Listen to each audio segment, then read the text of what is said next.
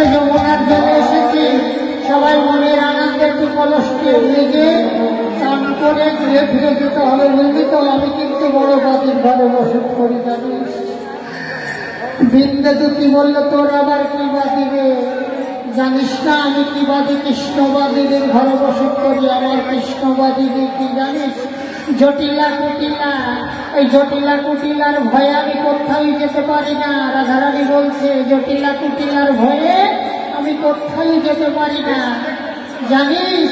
এই ভরা কলসির জল আমি ছলনা করে ফেলে দিয়ে কৃষ্ণ গোবিন্দকে দেখার জন্য আমি ওই যমুনায় এসেছি জল নিতে, জানিস তো? বিন্দাবতী বলল, জানি জানি, তোর যে গোপনে গোপনে কি প্রেম চলে তা তো আমি জানি, আমি সব জানি, বলতে হয় না।